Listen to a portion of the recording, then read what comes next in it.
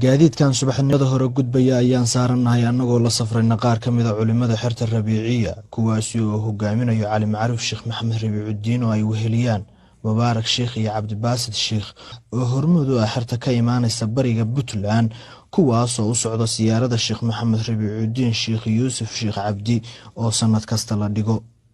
haddaba waa kuma Sheekh Maxamed Rabiicudiin waa kan Cali Maxamuud Xasan oo ka mid ah xertii uu waxbaray sheekhu شيخ محمد ربيع شيخ يوسف شيخ عبدي نصبية يوسف هي الشيخ خواب يونس وهي الشيخ معروفة وهي الشيخ حسن لأن شيء في سنة كتاريخ الميلادي مركي هي كون يسقال بقول يكوبي الله تنكي ayay dhalashiisahay wuxuu ku dhashay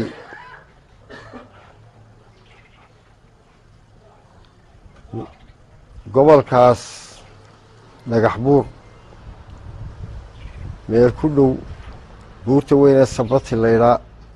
iyo dooxada Bardaxle dhexdooda ku dhashay Sabati iyo Bardaxle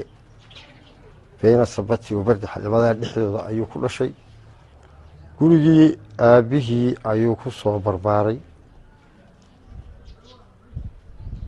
hooyadii isagoo 3 bilood jira ayay wafaaday dhimatay aabihii Sheekh Yuusuf baa soo koriyay 28 jir isagoo ah ayaa la soo diray diinta nugaal ka faafi iyo bari halkan hadda aynu joogno bogcadan طريق الشيخ يونس وحويمي isagoo 28 jira halkaas ayuu diinta fiinteeda ka bilaabay oo ciidaha oo ciid joogin oo magaalo ahayn oo waxba ka dhisnay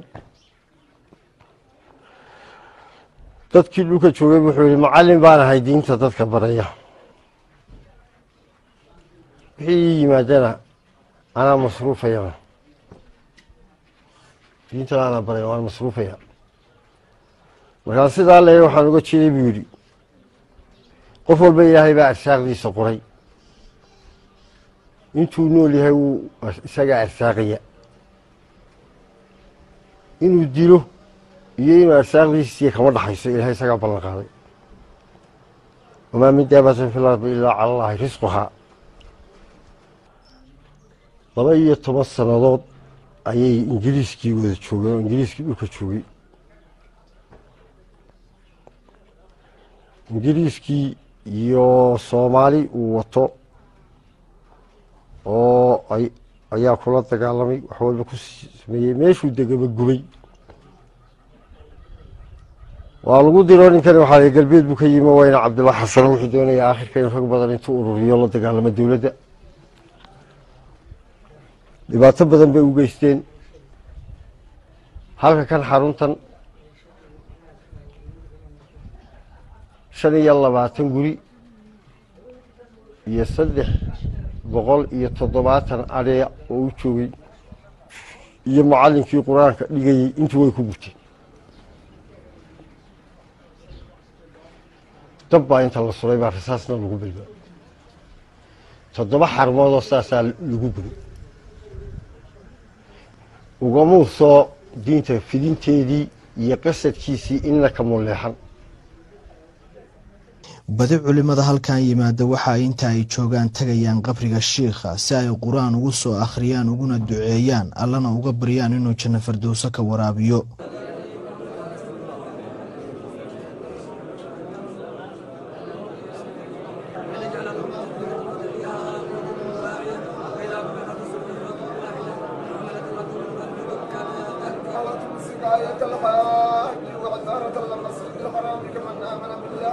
waxaana la kulanay Sheekh Qoor Dheere oo ka mid ah culimadaasi oo nooga waramay khayrka ku jira siyaarada ziyaaro luqadda Carabga booqash dhinaca kale markii laga fasiro ziyaaradu waxa weeye dadka muuminiinta oo soo booqda mashaayikdoodii ama waalidiintoodii ama muslimiinta kaleeto soo booqda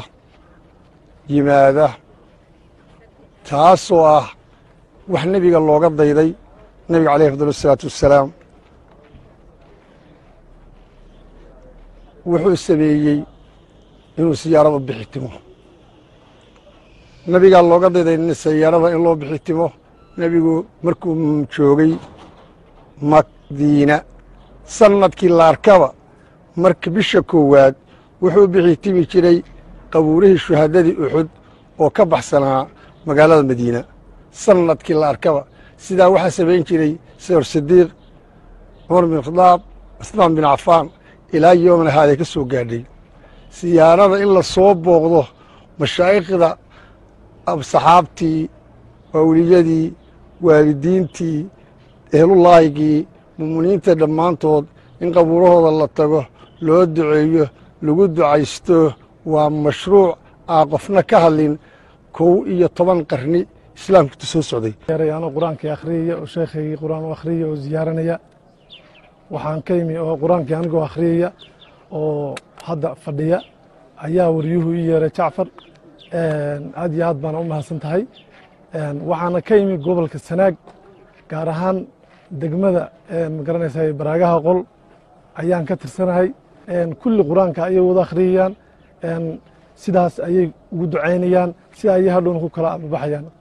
wajigooda waxaa ka muuqata jacaylka ay u qabaan sheekooda waxayna soo xaadireen xaflad kale oo lagaga sheekaynayo taariikhdii wanaagsanayd ee sheekhu uu u soo maray u adeegidda diinta si ay dhalinyarada maanta joogtaa ay uga daydaan waxaana xafladda ka baxaysa qasiidadan oo ka sheekaynaysa sheekh maxamed rabiicudiin allah ha ka raali noqdee